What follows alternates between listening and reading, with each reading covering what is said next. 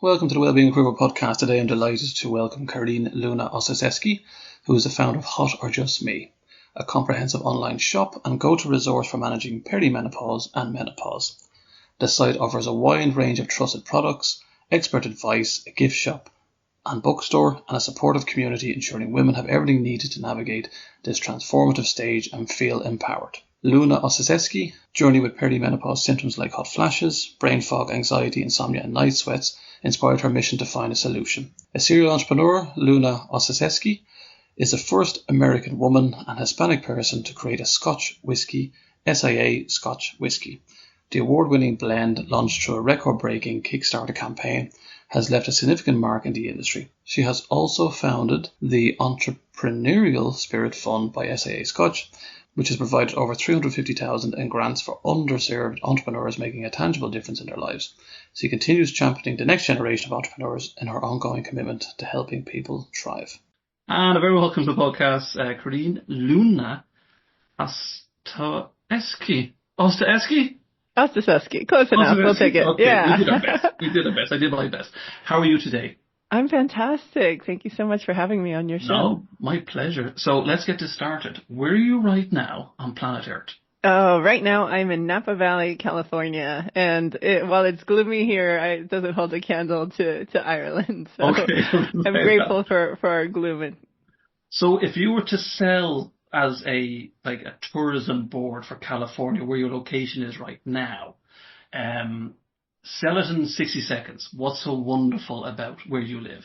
Because there's a reason why you're living there. Yeah. Oh my gosh. I live in Napa Valley. It's beautiful. People from all over the world come here. I was in an Uber because I was having car issues, and the driver said, "Where are you from?" I said, "Right here." And she was disappointed. I said, "Why are you sad about that?" And she said, "Well, I collect countries in my car." I said, "Really? How many countries have you had in this car?" And she said, "I've had 160 countries in this car." Wow. So it's, just wonderful wine country. There's just lots to do, beautiful hikes and nature and just fantastic weather and people. And in terms of fires, you're not near the fires, are you? The fires are happening right now in Southern California, but we have also had quite a few fires in Northern California through the years. We've been evacuated 3 times, so I've gotten really good at having a go bag, if you will. Time to run. Let's go. And temperature-wise, to make us all jealous, I know you're saying a bit gloomy. What's the temperature like where you are at the moment? Well, I don't know in Celsius, but in Fahrenheit, it's probably like in the 60s, like high 60s. Yuck. Okay, we have about 5 or 6 degrees here, so I won't say too. I mean, I've spent a lot of time in Scotland, so I know I know exactly. It's special gloom there. Yeah. So where in Scotland were you? So traveled around through my previous life as a whiskey brand owner. So I spent a lot of time in Glasgow. Dumbarton, just outside of Glasgow, was our manufacturing where the bottling happened, and then just visits through Speyside, Highland, Isla, Lowlands. But I have a special place in my heart for the Isle of Skye, which is just gorgeous. Skye. My daughter's name is Skye, because I lived in Scotland for a number of years as well. Oh, there you go. Okay. It is amazing, especially. Have you been to Stirling Castle? Yes, gorgeous. Stunning, isn't it? Yeah. William Wallace country, so they say. Mm-hmm. Yeah. I gave a little introduction about your background, so would you be so kind to tell listeners a little bit more about yourself? Yeah. So I'm calling this my third act in life. I'm in my late 40s. I'm 47, and my first 17 years as a professional, I was a graphic designer and creative director. So I worked for many big giant media companies like ABC News and Reuters, and then moved to California and worked for a lot of Silicon Valley tech startups. And it was in my early 30s, I should say, that I was kind of having a reckoning. I was going through a divorce and just was finding myself, rediscovering who I was without this person, and just like changes in identity, and realizing I was also miserable at my job. I was just staring at a computer screen all day long, designing things so that other people could stare at their screens all day. And I was enjoying moments of glass of whiskey with people where I just, have connections and go deep and really take your time. And I thought, this is a spirit that's kind of misunderstood, A lot of people think that Scotch is, has to be drank a certain way or is just for, a certain kind of consumer. And I really wanted to introduce a whole new generation of people to Scotch. So, not knowing anyone in the industry and not really knowing, where to begin and really not having any money to do so as well, just started kind of bootstrapping and saving money and eventually launched a Kickstarter campaign to crowdfund SIA, which is the Scotch whiskey that I created. And then just kind of grew that through the years, and eventually it was acquired by a very large spirits conglomerate. And I had a lot of extra time at this point, like while my kids are in school, and I have a lot of horsepower left in the tank of like, what do I want to do in this next chapter in my life? And it was in my early 40s where I started getting these hot flashes and night sweats and brain fog and anxiety and just all these new changes that were happening to me, like in my mind and my body. And I was like asking everybody around me, is it hot or is it just me? And just starting to realize that mostly it was just me and that I was deep into perimenopause. And so I realized that there wasn't really one place, like a resource for women to find support and products and services for what they need to kind of navigate so many of these symptoms. So I decided to create hotorjustme.com. So, okay, let's bring it all back. Yeah. You're so busy. With the whiskey brand, we'll just talk about briefly, right? It's how hard was that? If anybody here, because obviously with the podcast, it's a mixture of well-being and career. How tough was that to set up? David, it was brutal. I mean, I have this funny story. Yeah. I tell people I got rejected 80 times, and because I counted. This was over the course of about 3 years' time, reaching out to various distilleries and producers, and just kind of feeling my way around in a dark room. It felt like, and saying like, I have this blend I've created. This is the flavor profile. Is this something that we can work with? And they'd say something like, oh no, we don't do contract blending. So I'd like furiously Google what is contract blending and then like try to find people that did that. And then eventually, through the years just kind of kept getting this gut check of like, do I still want to do this? Like, is there like, is this something? And then finally, it was the 81st person that finally said, yes, we can help you. And it turned out to be a set of sisters who were taking over their father's Scotch importing business. And they had a vision like mine that was very much about, introducing a younger demographic to the category of Scotch. And they said, we have connections and we can help you through this process. And so they did. And they eventually became investors in the business and partners. So I'm really proud of that journey.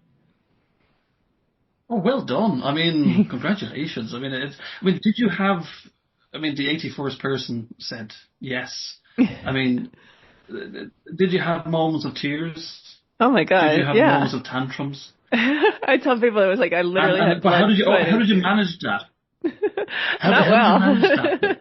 Not well. I definitely, I had, I'd say like, it was a business of literal blood, sweat, and tears. Like I would cry at moments. I was like sweating, carrying boxes. I've sliced myself on glass. Like I've had like all of it, right? So, the blood, sweat, and tears were real, but it was definitely, also just huge moments of joy, right? Like being able to create a grant program to help minority entrepreneurs, to, be able to introduce people to this category. I've had people where I'd sign bottles to their kid when they turned 21, and it was the first drink that they shared together legally.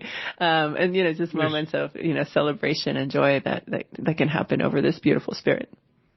And the 81st. How long did it take to get to the 81st? 3 years. Are we talking weeks? 3 years. Okay. So, what stage did you thought like enough was enough? So if anybody's listening to this and they're starting up a brand, no matter if it's whiskey or any other brand or, an invention, what stage did you kind of say, oh, look, I've had enough of this? And then what kind of got you over the edge to kind of keep going? Because there's always runners. You don't have to hit a wall and they're running, and all of a sudden can't do anymore. Yeah, definitely. I've had a lot of those moments, where everything from like, I had like this glass design that I wanted and they're like, oh no, we don't make that one. Or we have like, you have to have this minimum order and I didn't have the money for that.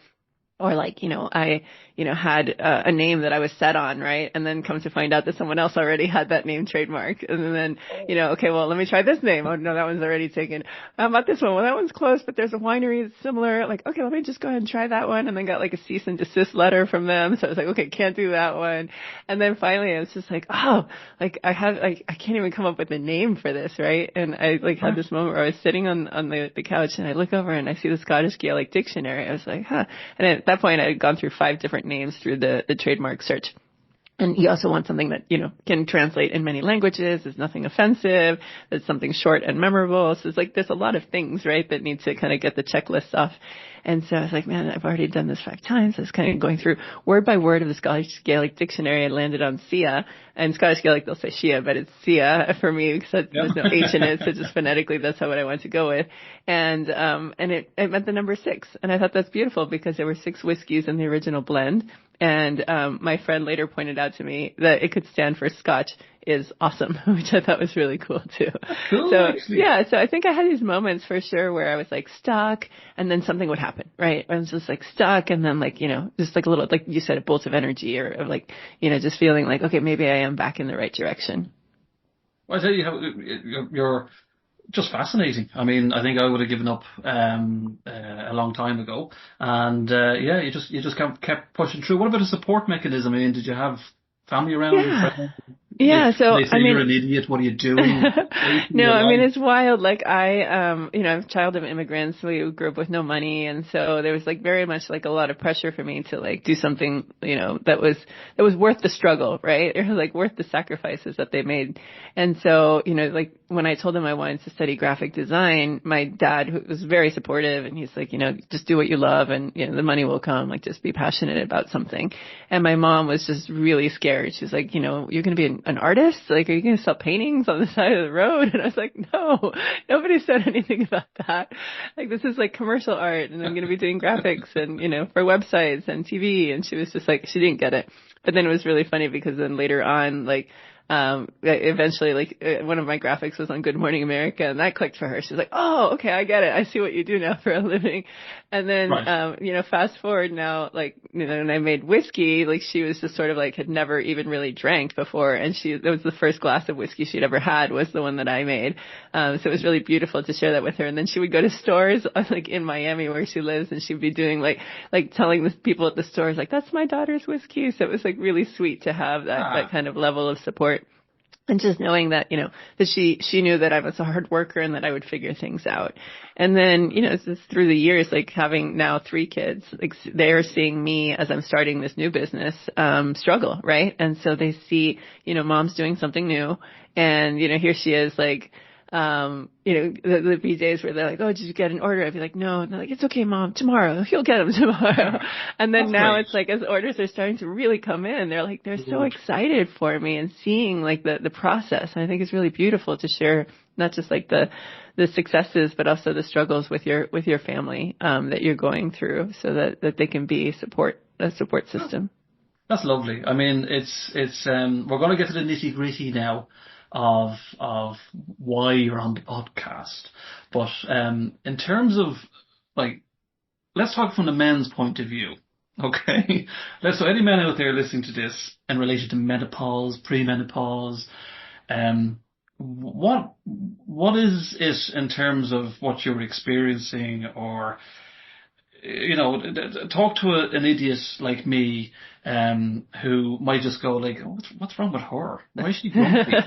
Why is she hormonal? I mean, it's funny, David, as I was going through researching this, I came to find that men have a version of menopause called andropause. And so you think about, as you hit puberty, your sex hormones kind of spike very rapidly, and, you get these like boosts of like testosterone, and then, as you age, it kind of plateaus.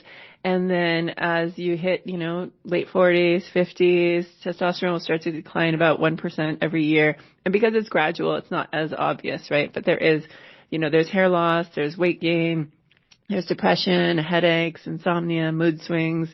There might be some mild to moderate erectile dysfunction, lack of focus and motivation. So like there's a lot of things happening, but slowly. And for women, what's happening is that it's kind of happening all at once. And so we have kind of our spike, and then, once a month we might have, our symptoms as well, right? But we're more used to talking about hormones because it's happening for us once a month during our reproductive years. And then as we hit our, late 30s, 40s, 50s, and we start to get some of these symptoms, our estrogen, progesterone, testosterone will start to kind of go down, but in like crazy spikes, like up and down, up and down. And so we get these symptoms that kind of hit out of nowhere sometimes. And, some of them might be hot flashes. So it's just kind of like all of a sudden feeling like, hey, is it hot or is it just me? I mean, like taking off like clothes and being like, hey, why is everyone else like wearing sweaters and I'm like in a tank top? Or like, why is you have 15 sheets on the bed and I'm like, telling you it's too hot. And so yeah, the estrogen and some of the sex hormones will control part of the brain that regulates your temperature. And so that'll also, with those hot flashes, kick in, night sweats or sweats. And we might experience irregular periods, so changes in our cycle. We might experience insomnia, which is another really common one. And then vaginal dryness and low libido kind of go during this time as well. And then mood changes and irritability. Some people call it meno rage, but just kind of like this like sudden feeling of like anger. We might experience joint and muscle aches. There's brain fog, walking into a room and, just forgetting why you were there, but it could even go further. It happened to me once while I was driving and just forgot where I was headed, which is really scary. And then, weight gain, through the years too, you might experience after the day of menopause, which is when you haven't had your period for 12 months. Then there might be bone density loss issues, heart health concerns, issues with urinary incontinence. And so it's just a lot of symptoms that happen. There's about 100 symptoms that have been identified. And, just trying to navigate this time of life is quite complex. It's a great way to stay single. You're not really promoting relationships here. Oh, gosh. So I just want to give a shout out to the men there. Like, your erectile dysfunction is because of andropause. Nothing else whatsoever. Okay. Oh, I mean, there's, I'm not a medical professional. There's definitely a lot of issues. Yeah, but yeah. So I'm on your side, man. Erectile dysfunction is andropause. Nothing else. Joking, just for a disclaimer, joking. Yeah. Sorry, just in case. I'll be cancelled still. Can I ask then, you were saying you were kind of like, it's kind of warm in here and, and you're maybe get a little bit kind of brain fog or maybe a little bit kind of emotional or angry. So what did your friends say or family? I mean, were you getting any kind of vibes from them to say, hey, what's wrong with her? Yeah, I think, it's funny, like women are natural community builders and, we kind of all lean on each other and talk to each other. So it's like definitely like girlfriend medicine, right? We're like, hey, is this normal? Is this happening to you? Or you might have like an older friend that's kind of been through the trenches and like telling you like what's to come. But I think that the hardest part is the conversations with your doctors. In the United States, doctors are only trained for 3 hours during their entire medical residency career on menopause. And so they will openly admit that they feel, uneducated on the topic. And so you might have like an OBGYN who's been delivering babies most of their career and maybe retired by the time they hit their own menopause or, has experience with it from someone that they love.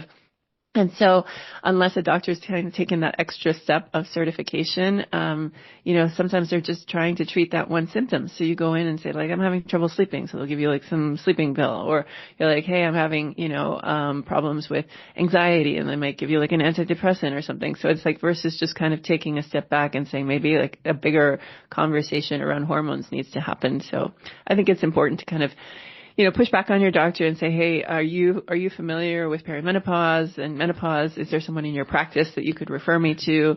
Or I like to invite people to go to a website called menopause.org that has a list of doctors who have gone through menopause certification.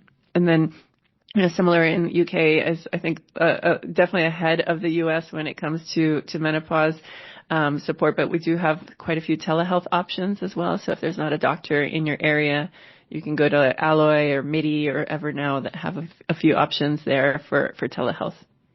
This is kind of interesting, Carin, because, this I think is my fourth podcast dealing with, I think it's between menopause and andropause, and I must be giving out some sort of vibe.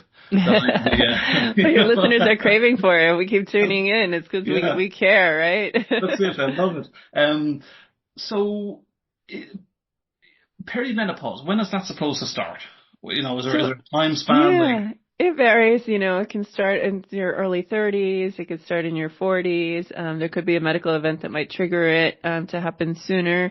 If you're taking some kind of like hormone inhibitors or doing cancer treatments, that it could happen faster. But generally it's between 3 and 10 years of your life. And then again, in different severities, everyone is different. So some people might experience some of these symptoms, with more degree of severity than others, and some might skip some of them. There's about 100 symptoms that have been identified as common symptoms, and some are extremely obscure, like phantom smells. You might think that you're smelling smoke or gasoline. There's like burning tongue sensation, ringing in your ears is another one that's been identified. But the ones I told you were kind of like the top 10, I'd say. In relation to treatments, so, we hear like buzzwords. There's a pal of mine and they talk about patches, HRT patches, and certain things they can take to kind of help the symptoms. I mean, is there a cure for this? Should there be a cure for this? Or is it just a case of managing the situation? There's no cure. No one is spared.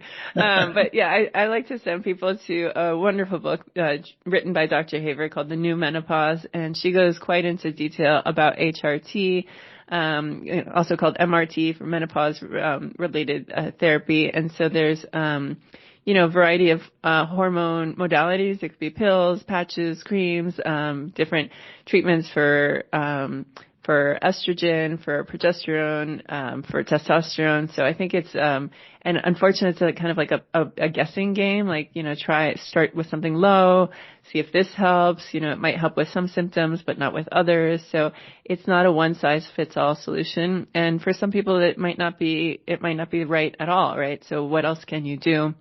Kind of support your body and your environment to kind of navigate some of these individual symptoms as well. Do women tend to put weight on during menopause? Yeah, so I don't know that it's as much of like you're gaining weight because of menopause. It's more like your metabolism is changing, right? What has worked for you in the past to regulate your weight doesn't work as well. I think it's just definitely common, not just during perimenopause and andropause. So it happens to both men and women, and it tends to be just more around the midsection. So even your body shape can change through this time in life. You could be like, hey, I'm eating the exact same things I've always eaten, or I'm doing the exact same exercise I always did. But yeah, your metabolism changing is one of the top symptoms. Let's give the women a break for a moment. So let's go over to the men with andropause. So what's this all about? Because we're men. Nothing like this ever happens to us. I mean, tell me, what's going to happen? I'm 48 now. So this one, it's a little bit easier, I think, for men to get tested for their testosterone levels. Again, I can talk to your medical professional, about this, but it doesn't happen quite as drastic of a drop off. So for some men, not at all, right? So it's just very individual to see what your levels are. And then, just kind of knowing that some of these symptoms are common, right? So, there could be muscle loss, bone loss, weight gain, insomnia, night sweats, depression, mood swings. So just a lot of other things that could be happening at this time in life. So definitely worth talking to your doctor. Right, so the weight loss, Carin, is definitely down to andropause, not my sugar. But I think what's really interesting is what I found is that it can be something that you get to talk about with your partner together, right? Like it's not just like, I think there's a high instance of divorce at this time in life, and so much can be spared by just communication, right? Like, hey, I'm noticing this is happening in my body. Like, are you feeling signs of aging in your own body? Like, how are you feeling about how things are going for your mind and your body and your well-being as you're getting older? Like, are you finding things that you used to do aren't working as well as they used to when it comes to exercise or, mental health or whatnot? And just being able to have a very open and vulnerable conversation with your partner, for support and help, and saying hey, I'm feeling anxious, or I'm feeling more anxiety than I ever have in my life, and I don't really understand where it's coming from. Or do you remember another time in my life when this was happening for me? And, just being able to to be more expressive and open about this versus just kind of living silently when, this close person right in your home could be having the exact same experience. And I mean, to approach this with a medical professional, I mean, what you mentioned there, obviously the training, they mightn't have as much information or experience on it. So how do you start that process off? I mean, is it detailed? Does it take a long time, or is it a lot of tests? I think it was really interesting for me because with my doctor, the first one was an older man and didn't really know much about this. So it was very much like, oh, you should just, take this antidepressant and you should take this sleeping pill. And I felt like, it didn't feel right, and so then like in talking to other girlfriends, they're like, oh, it might be time to get your hormones tested, or it might be time, to start finding a different doctor. And so, through my insurance, I had like just a few that I can choose from. So I called and said, hey, I'm ready to switch doctors, but I want someone that you would say is the specialist in women's health, but not necessarily just as, delivering babies. I want someone who's, expressed like interest and expertise in menopause. And it took a while, but I was able to finally find someone and had really awesome conversations with her about how hormones have affected me in the past, my relationship with birth control in the past, when I did IVF, what that was like. And then just, what are the symptoms that I'm having? How much are they affecting my life? And is it time to start taking hormones or not? So I think it's, and then, obviously she gave me a lot of other resources and help for some of the other symptoms I was having. And it was just a great conversation to finally find like my person. And so I encourage people to know like, okay, this is the right doctor. They are educated, they understand, they've been working in this for a while. And, if it is a hormone discussion, that they know, to try out different things with you. What about them? We're going to point now, because obviously you're we'll say a huge entrepreneur. So what about the business side of this? What about companies? What can companies do if they have their staff? Yeah, so it's as women get older, we stay in the workforce, right? And we still want to contribute. And so I think there's a lot of businesses that have, let's say like maternity leave or, policy for nursing mothers, but there's not a lot of talk for menopause in the workplace. And, businesses could definitely make sure that they have the right insurance programs in place, that, that their insurance covers hormone replacement therapy, or that their FSA programs are to cover some of the other resources that women need. But then also you think about your own environment, right? Like, are women able to control the temperature where they work? Is there, a policy for mental health breaks? Or if it's a uniform job, is this fabric or a uniform that women can have a choice to wear or not wear, or something that's comfortable for their own bodies, as they're going through drastic sudden changes in temperature. So just, being really mindful about women in the workplace, and setting up a policy around that. Supplementation. Is there anything like vitamins or herbs that are out there? Obviously, you're not coming across as a medical profession, but in your own experience, is there anything out there that can help other than your typical medicines, that your tablets, your pills, or? Yeah, on our own website at Hot or Just Me, I stay away from selling any kind of, one size fits all supplement. I think it's really, naive to think that there's some magic pill that's going to cure everything for every person. And, there's a lot of controversy around like where the ingredients coming from and have they been tested. And so just to make sure that what you have is of good quality. And so I like to send people to a website called The Pause Life, and it's more about the individual components, right? So omega-3s, vitamin Ds, fiber supplements. So just the individual components. There's another great website called Morphus, Morphus, specifically again around, magnesium or the components of the elements that will help with some of the symptoms versus just this like, some panacea magic pill that says like this, just take this and you'll be fine. So, yeah. And do you think society has changed in terms of their attitude towards menopause? Because even with the men, I'm going to back you up here, men, as well, because andropause is not really spoken about. And it's kind of like, do you think there's more information getting out there? Do you think people are kind of more understanding of men having andropause and women kind of with menopause? Are they understanding it more, do you think?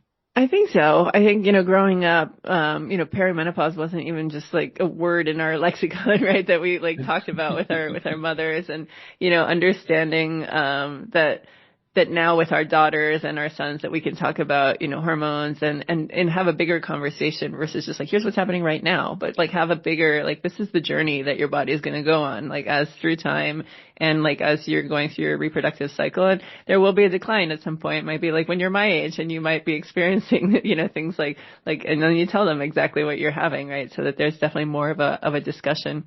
But I think perimenopause as a whole, people are talking about more. It's definitely more in the zeitgeist, in terms of understanding, and especially as, people are kind of getting back to the topic of hormone replacement therapy. There was a dark period there when, there was a flawed study that turned people off to taking those, but now people are kind of coming back into it.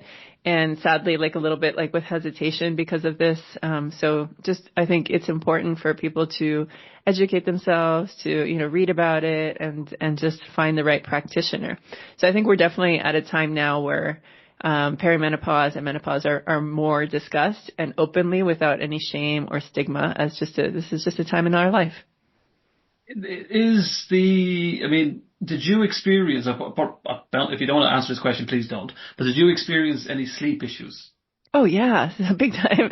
So I tell people sleep is the most important thing, right? Like, think about it. If you have a bad night's sleep, what's your next day like? You are groggy and kind of like grumpy. You probably make bad food decisions and, eat unhealthy processed foods. You'll skip the gym because you're tired and you won't get that endorphin rush. You go to work and you are kind of like, dragging a bit, and you've got brain fog and concentration issues. And then when it's time to be with your partner, you're just not in the mood because you're just exhausted. And so all these dominoes, right, fell. And if you could like kind of pick them all back up and go in your time machine to that first thing. And if you had a good night's sleep, so much of that could have been avoided. So, I like to tell people, like, how can you optimize for the perfect night of sleep? And so we have quite a bit of this on our site as well. But you think about your environment, like what is your room like? Are you sleeping close to the air vent? Are you sleeping on cooling bed sheets? Do you have like a temperature regulating pillowcase or your sleepwear? What's on your body? Your room, like is there blackout curtains? Are you wearing like an eye mask to block out the light? Do you have a partner who snores? Maybe you want some earplugs, and then the things that you put in your body, right? So, you think about caffeine. It's I've eventually like cut it out completely, but, just kind of limiting yourself to that morning cup of coffee and not having that extra stimulant in the afternoon. Same thing with somebody, who's like telling people to drink for like 10 years. Like now it's like, hey, maybe just drink in the afternoon at this time in life, or maybe, just cut out that like evening cocktail or glass, right? So that you don't wake up in the middle of the night and then don't have a heavy meal before bedtime. So a lot of those things for sure. And then, if you wake up in the middle of the night, as you might, how do you get back to sleep? So, maybe it's a meditation app. Maybe it's a yoga nidra meditation. Maybe you have just a cold glass of water by the bed or just a notepad to get any of those thoughts out of your head and write them down so you can kind of go back to sleep. So what is your routine, your morning routine? So you get up full of energy. I do.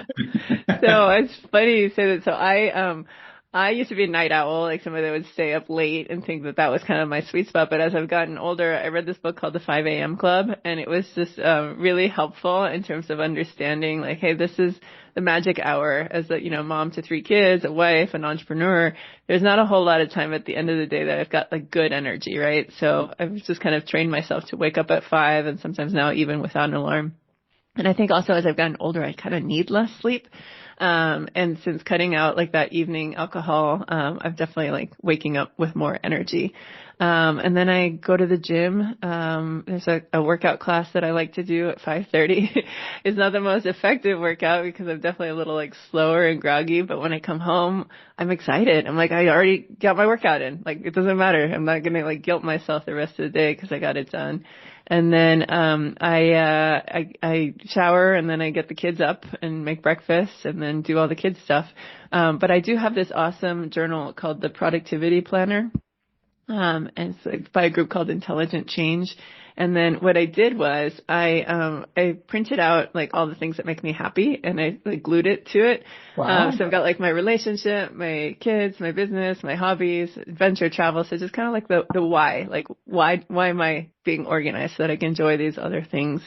And the way the journal's set up is really beautiful. It kind of sets your schedule for the day, your most important task, and like you can't do anything else until you finish that one thing and then move on to the next thing. So it also has a habit tracker. So I think it's a great tool, and that's what I do right when I kind of sit down to get started for the day.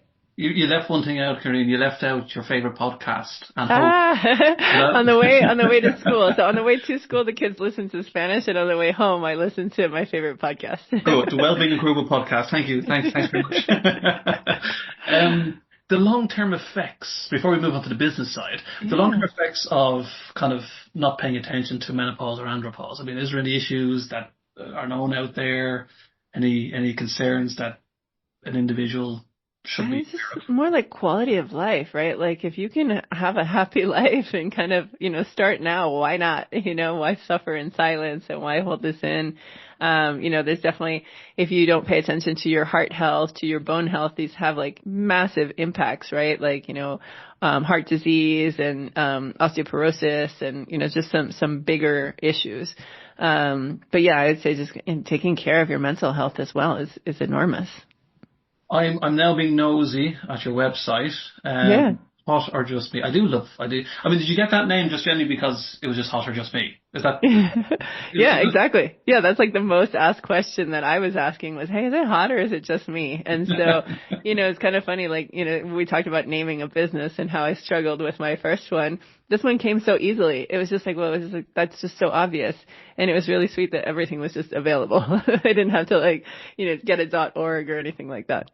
I mean, I'm looking at all the bits and bobs, so you know about this. You can work your way around this more than what I have. So obviously, we have the subscribe. So if somebody subscribes, what happens? Do they get a newsletter? So these are just, it's just, I'll walk you through the whole thing. So it's basically just products that have more of a subscription type of a use, right? So it's like something that you get through like moisturizers or creams or sprays, so things that like will run out on like a daily basis.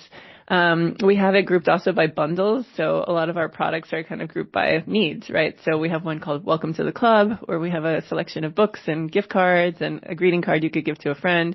We have a Stay Cool and Calm that has the cooling necklaces and cooling bracelet and blankets and fans. We've got products for skin, for sleep, for nighttime routines, all kind of grouped together. And then we have other products individually, like based on symptoms like hot flashes, night sweats, vaginal dryness, insomnia, hair and skin changes. And we have a bookstore and a gift shop. And then we have a quiz that people can kind of, if they don't know where to start, it just kind of walks you through like, okay, well, what age are you? What are your symptoms? What stage are you in, to kind of get through that. And then we have a huge learning section with a lot of articles and resources around perimenopause, menopause, and everything from, acupuncture, bone loss, HRT. Yeah, and then eventually, started working with other brand owners and asking, like, what are the products that you stand by? And always trying to focus women-owned and operated businesses as well. And you have some amount of, you've tank tops, you have these, is it chiclet? Is it what's it called again? We've got a necklace and a bracelet, and these are really cool. Cool. No pun intended, right? But yeah, you put them in the freezer for 4 hours, and then they add like cooling to your pulse points, right? So around your neck or your wrist, and they're wonderful, especially for outdoor activities, like if you play a sport like tennis or golfing, or if you're into gardening. But I just use them during the day. They're stylish and come in different colors and sizes, and definitely help with some of those hot flashes. That is amazing. I mean, you got to get this stuff over to Ireland. Are you planning to sell all this stuff in Ireland? I would love to be international. Right now, it's just U.S. only, but we will have global reach at some point. No, I think you got to get over here. I mean, with the delivery, yes, with the global reach. So, Jenny, how would that work? I mean, is that in the pipeline down the line, months, weeks, years? Absolutely. I mean, hopefully next year, to be honest, I think right now I'm looking to just expand each of the categories. So we have yet to add a couple of the symptom categories like brain fog, periods, anxiety. And so, yeah, through the course of this year, we'll definitely fill out the rest of the categories and then figure out, okay, how do we ship internationally? You know, is it cost prohibitive? Or are there some suppliers in other countries that could kind of do the fulfillment for us with products that are similar, or that maybe might not be available in the US as well? And for the men, Yes. what's happening for the men, Corinne? Yeah, that would be great to eventually expand. No, I say you're doing a wonderful job, and I wish you every success in the present and the future. The question I want to ask you as well before we go, um, have your kids said anything about you? Have you changed? Have you improved? Is mummy Oh, happy again? Is that's so mummy sweet. No, they do. They say, Mom, you're different. And I think, it did change a lot last year with my relationship around like anger. Anger management was a big one. And, having three kids, you get frustrated a lot.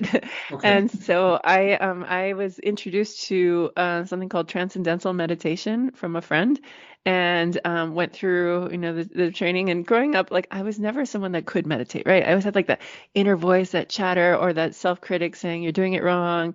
And then, this just opened up a whole new world of possibility for me of like, oh wait, there is no like right or wrong way. The emotions and feelings and thoughts coming up, that's normal. And that's my mind processing that stress and letting it go and just finding like a better relationship around that. And it's definitely like those 20 minutes a day. I used to do it twice a day, but now I'm like down to once, but I try to strive for two times a day and just to find that moment of calm and presence. And my kids they've caught on to it. They're like, wow, yours is so much more happy lately. And Ah, that's lovely, isn't yeah, it? so it's really sweet because kids are honest. They'll tell you the truth. Oh, but you're doing great. I mean, you don't need me to say that. You've done. I mean, so much. You've had so much success in your life and your career, and you're doing wonderful things. And I think this is going to be humongous, especially when you go. Oh, I Um, hope it's just in service of women and hoping that, it helps support us through this journey and making us feel that we're not alone and that there are enough resources and tools out there to help navigate this change and not only for ourselves, but, as our kids are going through puberty and our husbands and partners are going through menopause and so just like knowing that, we're having this kind of universal hormonal experience and how we can navigate it together. it's interesting. You mentioned earlier on with regards to the cease and desist. When I had started this podcast, it was initially for aviation professionals that might be going through like mental health issues or they need support, and then I got a cease and desist, and I tried to get the similar. It was amazing what you said there. Now I didn't go to the full level you did. You went all the way, but generally went over to the US to the USPTO to try and get the trademark. And then that Yeah. was challenged, and then it was challenged again, and I just kept it simplistic. And I kind of went, who would be listening to my podcast in America that would really want to challenge me? So I just to stop it all, I just went, well, Wellbeing and Career podcast, and then we involve everybody. But you've just kept on going. You're focused, and what you're doing here is brilliant. Just for listeners, I mean, there's a learn section on the website as well. Learn about perimenopause, menopause, symptoms of perimenopause versus other conditions, how to tell a difference. There's bone loss. Does acupuncture help menopause? Expert guides, best diet, hormone replacement therapy. So much information there to help you or your partner get further education for, would you say, dealing with this? Is it dealing with? Is that a bad word to say? Dealing with it? Is it a Say bad like thing? navigating Navigating. if we're on the aviation tip. There you go. Yeah. That's a Good. good one. I like that. Yeah. Yeah. So navigating through this, I was going to say period of your life, but that's the wrong word to say. I'll say nothing. I'll get cancelled. Anyway, so thank you so much. Oh, People it's get been a in touch with pleasure. you. So best thing, Instagram, Facebooks, LinkedIn's, all that Yeah, kind of yeah, stuff. all of them, hot or just me. And then yeah, definitely show notes so that your listeners can get their discount code using Wellbeing at checkout. So Cool. yeah, Thank you so much, Creed, for chatting with me today on the Wellbeing Podcast, and the podcast will be released very, very shortly. Thanks so much. thank you.